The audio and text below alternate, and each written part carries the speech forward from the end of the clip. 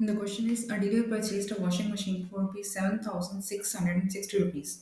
He allows a discount of 12% on its mark price and still gains 10%. Find the mark price of the machine. अब यहाँ पर हमें given क्या है कि एक डीलर ने एक वॉशिंग मशीन परचेज की है 7,660 रुपीज़ में।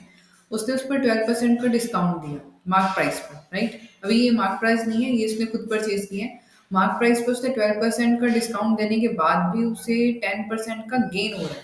Then find the mark price of the machine. अब यहाँ पर एक चीज क्या है, एक बात आपको हमेशा ध्यान रखनी है कि मार्क प्राइस में डिस्काउंट मिलने पर हमारे पास सेलिंग प्राइस आता है, राइट। और कॉस्ट प्राइस पर गेन या फिर लॉस के बाद भी हमारे पास क्या आता है, एसपी होता है। तो दोनों में जो ये एसपी है वो हमारा सेम रहता है। मीन्स ये सीरीज ऐसे चलता है कि मार्क प्राइस में आपको मिला डिस्काउंट, डिस्काउंट से आप आए एसपी पर, और एसपी में लॉस या फिर गेन हुआ होगा जिससे कि स्टार्टिंग वाला सीपी आया होगा। अब यहाँ पर जो दोनों में कॉमन चीज रहती है वो एसपी रहती है। आपको ये दोनों ब्लॉक जो है वो अलग अलग रखने हैं। स्टूडेंट्स कंफ्यूज हो जाते हैं कि ये डिस्काउंट भी है गेन भी है तो किस पे क्या अप्लाई करें। तो जब भी आप गेन और लॉस का यूज कर रहे हैं तो सेलिंग प्राइस या कॉस्ट प्राइस जो भी आपके पास है, जैसे यहाँ पर हमारे पास कॉस्ट प्राइस है तो वहां से आप सेलिंग प्राइस ही निकाल सकते हो और कुछ नहीं निकलेगा। और जब मार्क प्राइस की बात करते हैं तो वहाँ डिस्काउंट का पता होना चाहिए। अब डिस्काउंट है उसका यूज आप मार्क प्राइस पे कर सकते हो, इस सीपी पे नहीं कर सकते हो। ठीक है, इस 12% का 7,660 रुपीज से कोई लिंक नहीं है, यहाँ पर इसका यूज नहीं कर सकते हैं। ठीक है, तो ये ब्लॉक हमारा अलग रहेगा। दोनों में जो सेम है वो है एसपी, राइट। तो दोनों में से हमें एसपी ही निकालना है पहले तो अब देखो सबसे पहले जैसे इसने गेन दिया है 10% और ये हमारे पास सीपी है तो मीन्स हम एसपी तो निकाल ही सकते हैं इसमें से। सो सीपी ऑफ मशीन, क्योंकि उसने खुद परचेज किया तो उसके लिए सीपी है। CP of washing machine rupees 7,660 rupees, और इस पे से गेन हुआ है, गेन परसेंट हुआ है 10% का। तो यहाँ से हम निकाल सकते हैं एसपी, राइट। जो नॉर्मल जैसे हम सम करते हैं वैसे ही निकालना है इसमें। तो सेलिंग प्राइस का हमारा फॉर्मूला क्या होता है, 100 plus gain percent divided by 100 multiply by CP. 100 plus 10 divided by 100 multiply by 7660।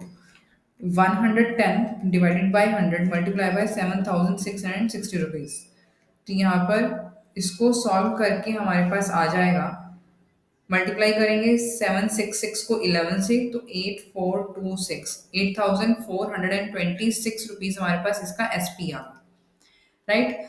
अब देखो हमारे पास उसने पूछा है कि मार्क प्राइस हमें फाइंड करना है और डिस्काउंट जो है हमें दे रखा है।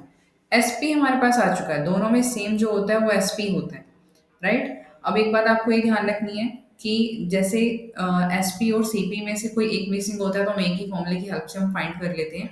लेकिन जब भी आपको मार्क प्राइस पूछा जाए तो आपको सपोज करना पड़ता है, यानी कि डायरेक्टली फॉर्मूला अप्लाई नहीं कर पाएंगे। तो यहाँ पर जो मार्क प्राइस जब भी पूछे तो आप पहले सपोज कर लो, एक्स सेलेक्ट कर लेते हैं इसे हम। Let mark price of machine, यहाँ हमने सपोज कर लिया एक्स रुपीज। अब देखो इस पे मिला है 12% डिस्काउंट, डिस्काउंट मिलने के बाद जो एसपी आएगा वो 8,426 रुपीज के इक्वल होगा।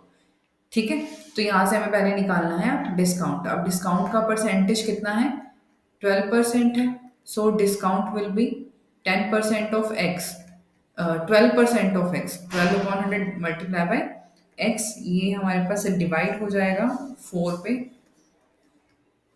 तो ये आ जाएगा हमारे पास 3x/25 रुपीज, राइट। सो इससे एसपी निकालेंगे। एसपी कैसे निकलेगा, mark price minus discount. Mark price था एक्स और डिस्काउंट मिला है 3x/25। सो 25x - 3x, ये आ जाएगा हमारे पास 22x/25। तो ये हमारे पास एसपी आ चुका है। एसपी हमारे पास वैसे क्या आया था पहले वाले से, 8,426 रुपीज। तो इसके अकॉर्डिंग अब दोनों को हम इक्वेट करेंगे। 22/25 is equal to 8,426 and X will be equal to 8426 multiply by, ये 22/25 राइट साइड पे आकर रेसिप्रोकल हो जाएगा। इसे हम सॉल्व करेंगे, ये कैंसिल आउट हो जाएगा कंप्लीटली। तो ये सॉल्व करने के बाद 9,575 रुपीज जो है ये हमारे पास आ चुका है एक्स, और एक्स क्या था हमारा मार्क प्राइस जो उसने पूछा था। तो जो मशीन है उसका मार्क प्राइस है 9,575 रुपीज। राइट, इस टाइप से इस क्वेश्चन को करना है। Thank you.